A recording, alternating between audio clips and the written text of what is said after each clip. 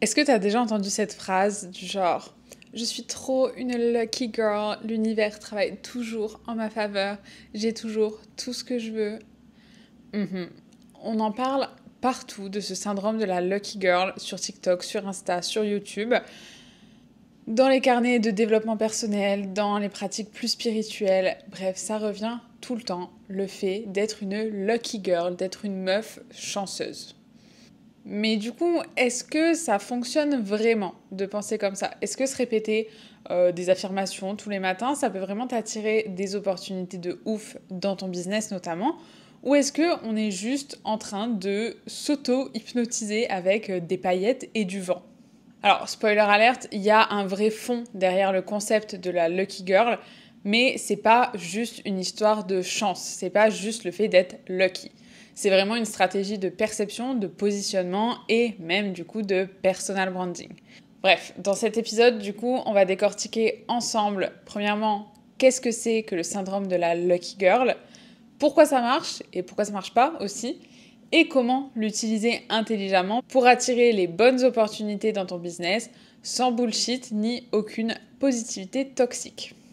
Welcome sur le podcast des entrepreneurs déter et ambitieuses qui t'aident à prendre ta place, à briller sans t'excuser et à devenir la star de ton domaine. Si tu veux arrêter de la jouer petit, t'affirmer avec puissance et développer un personal branding qui fait que ton audience te suit pour qui tu es et non pas seulement pour ce que tu vends, j'ai une très bonne nouvelle pour toi, t'es pile poil au bon endroit. Moi c'est Amy, je suis stratège en personal branding, j'aide les entrepreneurs à passer de l'ombre à la lumière en créant une marque personnelle qui leur permet de se démarquer et de devenir la go-to girl de leur marché. Je suis ravie de t'accueillir dans mon univers où tu apprendras assez vite à prendre ta place, à devenir la star de ton domaine et à briller sans t'excuser. Ici, absolument tout ce que je te partage, ça va t'aider à créer et à développer ton personal branding, mais on parle pas seulement de stratégie, de marketing et de communication. On va creuser un petit peu plus loin pour entrer dans ta tête et révéler qui tu es et ce que tu veux vraiment. On va parler de mindset, de confiance en soi, de visibilité, de leadership, d'audace. Bref, tout ce qui te permet de te révéler, d'assumer ton unicité et d'attirer naturellement les personnes avec qui tu rêves de travailler. Le but, c'est de transformer ton audience en véritable fangirl qui te suivent pour toi, pour qui tu es vraiment et pas simplement parce que tu vends X ou Y service. C'est en ayant une audience super loyale et engagée que tu pourras évoluer en toute sérénité pour avoir un business qui te ressemble vraiment et qui te rend fière et libre. Si t'es prête à arrêter de te cacher et à incarner pleinement la bad bitch que t'es censée être, ce podcast est le signe que t'attendais pour enfin oser briller sous les spotlights. Sur ce, je te laisse tout de suite avec l'épisode du jour et je te souhaite une très bonne écoute. Alors, c'est quoi exactement ce syndrome de la lucky girl? Le lucky girl syndrome, ou du coup syndrome de la fille chanceuse, c'est l'idée que, en fait, si tu crois profondément que tu es chanceuse et que tout va toujours dans ton sens, ben l'univers, un peu par magie, va finir par s'aligner avec toi et t'offrir tout ce que tu veux. Dit autrement, c'est un peu je suis l'élu de l'univers, les trucs bien m'arrivent parce que, obviously, pourquoi ça m'arriverait pas à moi finalement? Mais attention, du coup, on n'est pas juste sur une croyance magique, comme ça peut sonner là quand je te le dis. En réalité, du coup, le concept de la lucky girl, il repose quand même sur plusieurs bases scientifiques et psychologiques, notamment, qui sont très très solides et qui ont été prouvées à maintes et maintes reprises. Premièrement, on a le fameux effet placebo. Moi, je sais que j'y suis très très sujette, mais l'effet placebo, du coup, c'est quoi? L'effet placebo, c'est en fait le fait que plus tu crois qu'un truc fonctionne, et plus il y a de chances que ton cerveau crée les conditions pour que ça fonctionne. Donc en fait, tu vas te convaincre, entre guillemets, que ça fonctionne. Du coup, ça va fonctionner, entre guillemets, comme par magie, mais c'est vraiment un biais psychologique. Et du coup, l'effet placebo, il est très lié aussi à ce qu'on appelle le biais de confirmation. Le biais de confirmation, c'est quoi? C'est le fait qu'en fait, ton cerveau, il va naturellement filtrer la réalité pour qu'elle colle à ce que tu crois. Donc, si tu crois, par exemple, que tu as de la chance, que tu es une lucky girl, tu vas forcément repérer les signes qui vont confirmer que tu l'es, qui vont confirmer du coup ta croyance. Attention, le biais de confirmation, il marche à l'inverse aussi. Si tu penses que tu as tout le temps de la malchance et que tu es vraiment H24 dans la merde dans ta vie, en général, ton cerveau, il va filtrer tout ce qui se passe pour te confirmer que oui, tu es nul et tu es tout le temps dans la merde. Et le dernier truc scientifique que je voulais te mentionner, c'est l'activation du système réticulé activateur. C'est ce qu'on appelle le RAS pour les intimes de la psychologie et des sciences. En gros, le RAS, c'est quoi? C'est une zone de ton cerveau qui va agir comme un radar à opportunité. En fait, quand tu vas lui donner une cible claire, parce que évidemment, il faut lui donner une direction, du genre je veux qu'on me remarque dans mon domaine, bah en fait, justement, ton cerveau, encore une fois, il va filtrer les infos pour que tu vois uniquement les opportunités liées avec ton objectif. Ça, c'est vraiment le principe du système réticulé activateur. Donc, ça, plus le biais de confirmation et l'effet placebo, non, clairement, le syndrome de la Lucky Girl, c'est pas de la magie. C'est une reprogrammation mentale et comportementale, du coup, qui va modifier ta perception, ton énergie et donc forcément tes actions. Alors, le truc, c'est que pourquoi ça fonctionne pour certaines et pas du tout pour d'autres? En fait, le syndrome de la Lucky Girl, il devient toxique à partir du moment où tu l'utilises comme une excuse pour ne rien faire. Du genre, ouais, du coup, je vais juste manifester et je vais attendre parce que le succès il va venir à moi. Spoiler, tu vas juste manifester le fait de stagner et de ne pas avoir de résultats. Ce qui fait que ça marche dans le syndrome de la Lucky Girl, c'est pas juste le côté affirmation, etc. C'est vraiment le fait que tu vas reprogrammer, comme je disais, ton comportement. C'est l'identité que tu adoptes quand tu prononces, par exemple, les affirmations, quand tu ancres tes croyances d'être une Lucky Girl. C'est l'identité que tu adoptes quand tu la répètes qui fait que ça fonctionne. Pourquoi? Parce que du coup, tes pensées précèdent tes actions. Et donc, si tu penses, encore une fois, que tu es une meuf ultra chanceuse à qui tout arrive un peu comme par magie, si tu y crois dur comme fer, en fait, dans tes actions, même inconsciemment, tu vas faire les choses pour attirer les opportunités, etc. Et donc, tu vas avoir l'impression que ça fonctionne par magie. Mais en fait, c'est pas de la magie. C'est juste que du coup, tu as adapté ton comportement par rapport aux pensées que tu as et tes croyances. En fait, quand tu te dis « je suis une lucky girl, tout ce que je désire m'arrive facilement », en fait, tu te mets inconsciemment dans une posture de confiance, premièrement, d'ouverture aux opportunités, de visibilité aussi, parce que tu rayonnes plus, donc forcément, on te remarque plus, et surtout, tu prends plus d'actions alignées. Et histoire d'illustrer, je vais te partager un exemple concret dans la sphère business entrepreneuriat. On prend une meuf qui veut être repérée comme experte dans son domaine. Elle veut devenir la star de son domaine.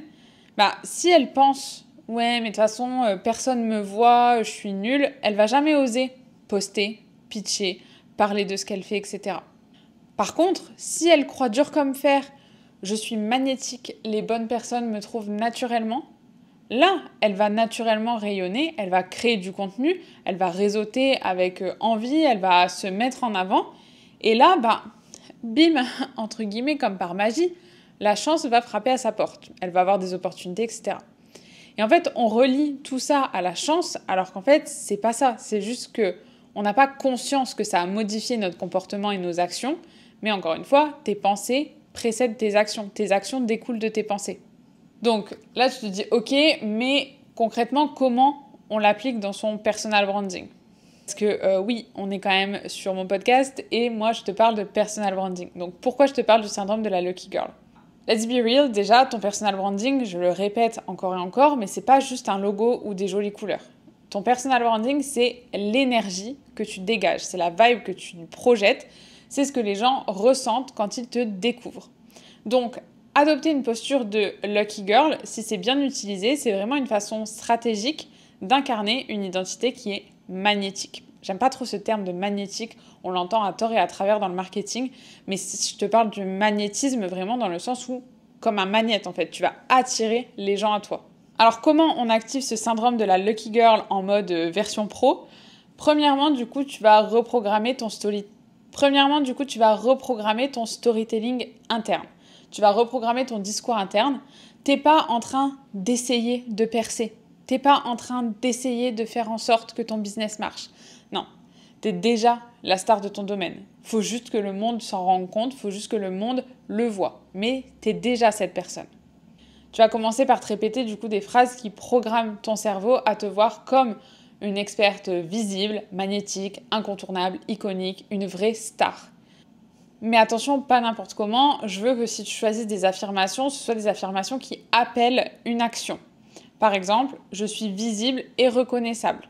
Mon contenu attire les bonnes personnes. Mon audience adore ce que je partage. Ensuite, du coup, deuxième petit tip, si tu te souviens de notre pote, le RAS, tu vas devoir adapter ton filtre mental. Tu vas te poser tous les matins la question suivante. Si j'étais déjà cette star iconique à qui tout réussit, qu'est-ce que je ferais aujourd'hui ? Mais vraiment, essaye de visualiser, de te plonger dans ce personnage, entre guillemets, même si c'est toi, ce personnage. Mais plonge-toi dans la version idéale de toi-même, le toi 2.0, et demande-toi, cette personne qui a déjà atteint ses objectifs, qu'est-ce qu'elle fait ? Ça va vraiment te forcer à agir depuis ton identité future, et c'est là, en fait, en réalité, que la magie opère. Troisième étape, du coup, montre-toi, justement, avec cette énergie. Faut savoir que ton audience, elle ressent absolument tout. Tout. Si tu crées du contenu avec une vibe de oh là là, j'espère que ça va marcher, j'espère que je vais avoir des likes, etc. Vraiment qui vient d'un manque de confiance, t'es pas sûr, tu te dis que ça va flop potentiellement, etc. Ça se verra, ça se ressentira nécessairement. Par contre, à l'inverse, du coup, ça marche aussi.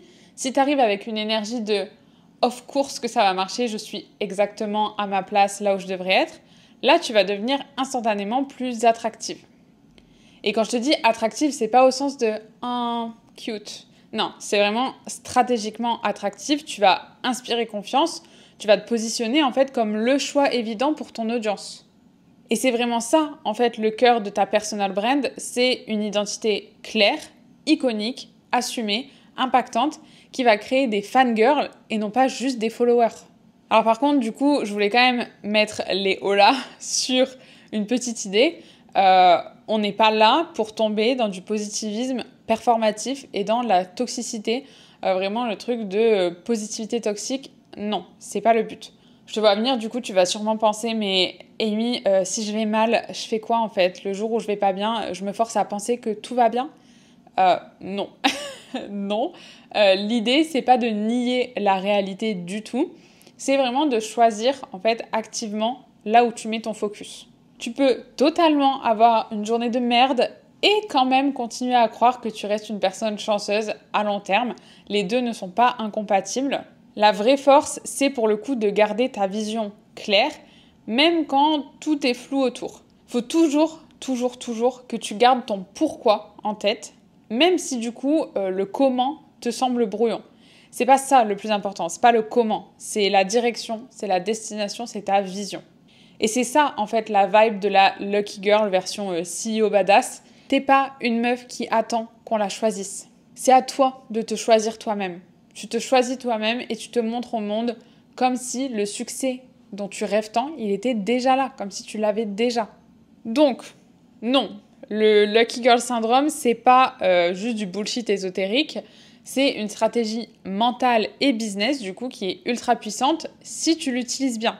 Tu vas changer ton discours interne, tu vas clarifier ton focus, tu vas agir comme la version de toi qui est déjà successful et tu vas te montrer au monde, du coup, avec cette vibe alignée, iconique et confiante. Là, en effet, l'univers, il a plus qu'à suivre.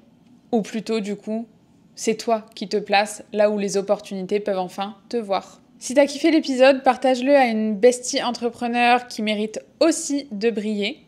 Et si t'es prête à devenir la star de ton domaine, mais que le comment, justement, est un peu flou pour toi, je t'ai mis dans la description de l'épisode le lien vers le Shine Club. C'est ta safe place pour apprendre à incarner ta personal brand, pour que t'attires une audience de fangirl naturellement, sans avoir l'impression de devoir leur courir après.